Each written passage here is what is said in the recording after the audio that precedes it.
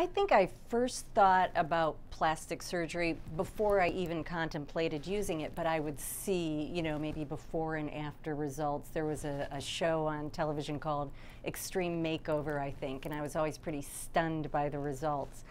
But I think it was probably in my mid-40s when I started getting some of those deeper lines, a little bit more of a sagging of the eyelid, and I thought, you know what, I look tired. But I'm not tired. And so that was, I think, the thing that got me was I wanted my inside to match my outside. And I thought, you know, let's investigate a little bit. And I had the opportunity to interview Dr. Mendelsohn and sort of quiz him for a while without him necessarily knowing why I was quizzing him. But I learned a lot about it and thought, I'm going to check out more.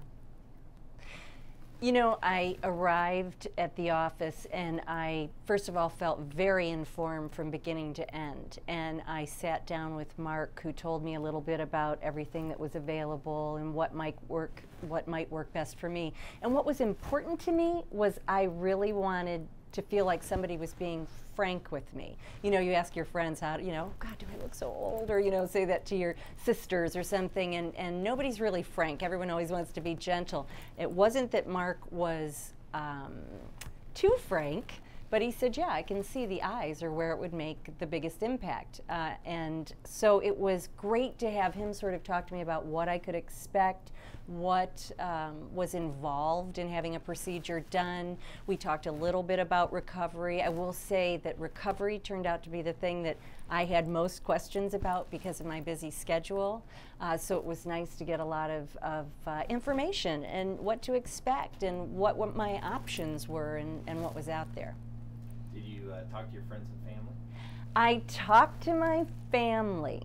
I didn't say much to friends initially. I thought, you know, if I'm not going to do this for sure, it's a fine line. My friends all know, my listeners know, however, I don't repeat it all the time, but I did say it on the air. I said, this is what I've had done. And I guess I did it a little bit because people do want to know, and plastic surgery is available to us, as are all the non-surgical things that are available to us.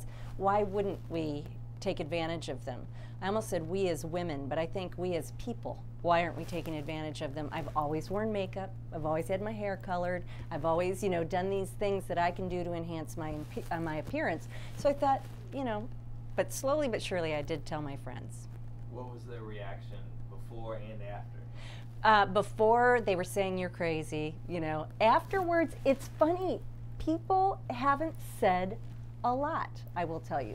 One thing that I get a lot is more from strangers say more to me than my friends. I put out a cookbook, gosh, I guess it was 5 or 6 years ago, and I have people coming up to me when I sign it for them and saying, you look like the younger sister of that girl.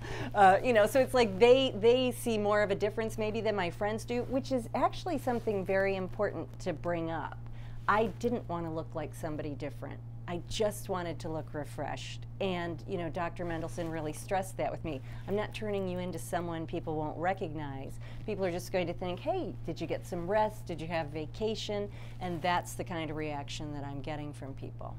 Okay. As a person, I do media spokespersoning for several brands. I do a lot of videos and interviews. I do a lot of public appearances and speaking.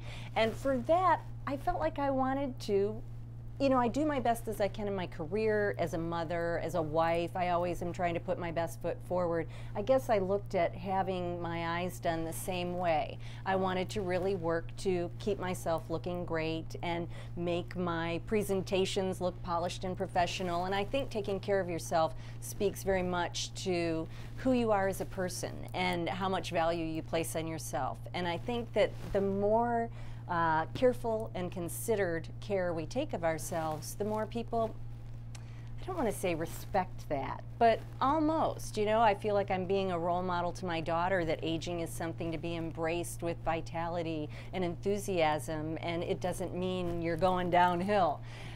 So I definitely considered what I do for a living when I decided to do the eye lift, and I have not been sorry. I've been so pleased when I see videos or photographs, and it feels great. What's your lifestyle like? I try to walk Every day if I can, but let's be honest, my schedule is so busy that every day turns into probably 4 or 5 days a week. And I do light weightlifting. I do yoga, not just for my body, but for my mind. And definitely I eat healthy. I don't always eat healthy because I'm in food. And so when I'm creating some fabulous dessert, the last thing I'm going to do is say, no thanks.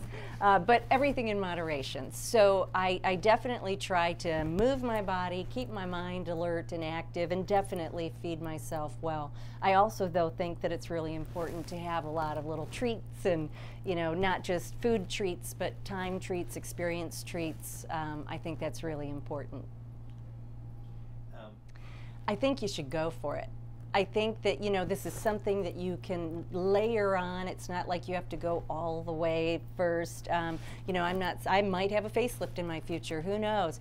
But I think go for it, because the time that we spend looking in the mirror, complaining to ourselves about some portion of our face or our body is wasted time.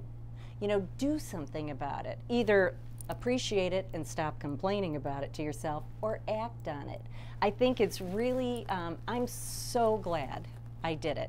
I'm so glad I took the jump over the fear of doing it and you know, what people might think or what the outcome might be. I'm so glad I did it. And I would encourage people, yeah, if you feel like it's something you need to do, trust your gut, trust your instinct, and act on it.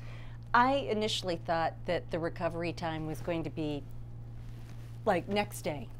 And boy, oh boy, when I came home and saw myself, I thought, probably won't be quite next day. And I will say, after surgery, you're a little shocked. I sent a snap of myself to my son, and I texted him a picture of me, and I said, destroy this after you see it. But recovery does take a little while, and I think if you relax and give in to that, that's the thing to do. Plan your schedule around it, because I tried to keep my normal schedule pretty much after having the eyes done. That was a little bit difficult to do. I would say that I felt comfortable going out in public, not speaking or on camera, but going to the grocery store or whatever. It was probably a week.